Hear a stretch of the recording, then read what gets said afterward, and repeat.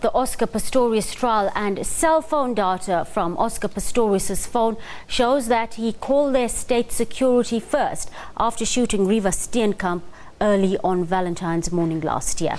Now that's according to the analysis submitted by police cell phone expert Francois Moller in the North Gauteng High Court.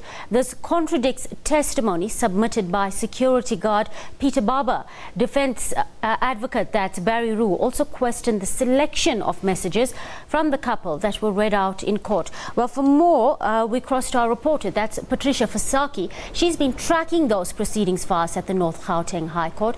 Good afternoon, Patricia. The state has wrapped up its evidence. To what extent have they managed to prove direct intent to commit murder here?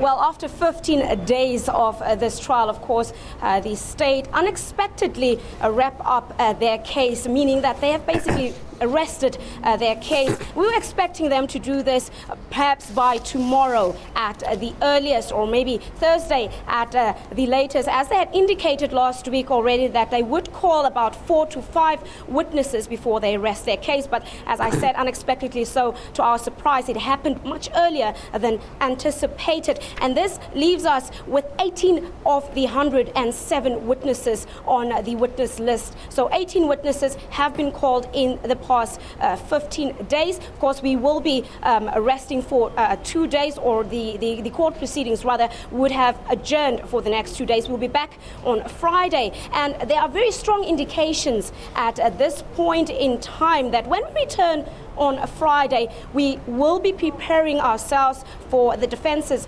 first witness, and that might just be the Paralympian Oscar Pistorius himself taking the stand, giving the world, a first account of his version of what happened exactly on the morning of Valentine's Day 2013 when he shot and killed his model girlfriend, Riva Steenkamp.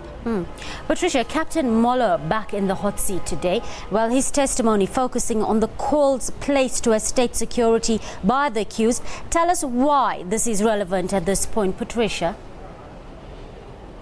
Well, it seemed yesterday when the state, of course, called Captain Francois Moller that they were trying, to put the last nail in the coffin in this matter, of course, going to the heart of what they're trying to prove, that maybe that there's another side to the Paralympian that the world does not know, that the Paralympian had problems controlling his temper. He was jealous, he was, possessive, and he may have been obsessed, and maybe he had a lack of respect for women, and hence he found it so easy to shoot and kill Riva Steenkamp. Of course, this is in direct contrast to what we saw the defense trying to do throughout this case, trying relentlessly to defend Oscar Pistorius. Of course, we know that he has indicated from the start that this was not premeditated murder. In fact, that it was an accident. He had mistaken Riva Steenkamp for an intruder,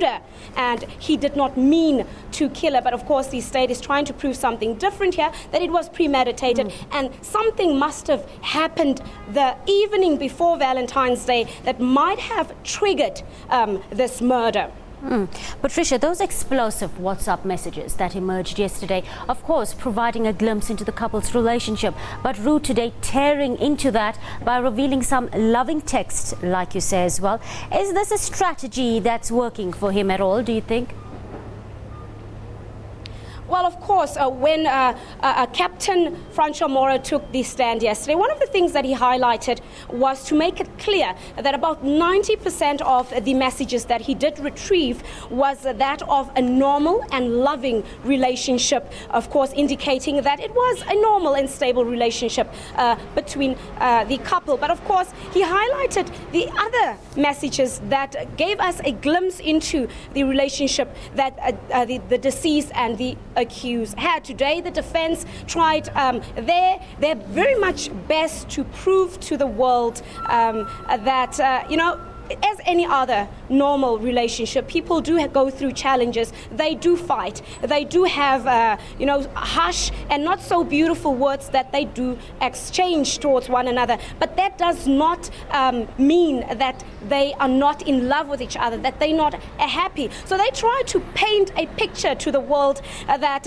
Oscar and Riva perhaps had a Romeo and Juliet type of relationship, and that which the state has tried to put forward here is not completely correct. Thank you, Patricia. Thank you, Patricia. I'm afraid we'll have to leave it there. There's SABC's Patricia Visagie joining us from the steps of the North Gauteng High Court. Moving on.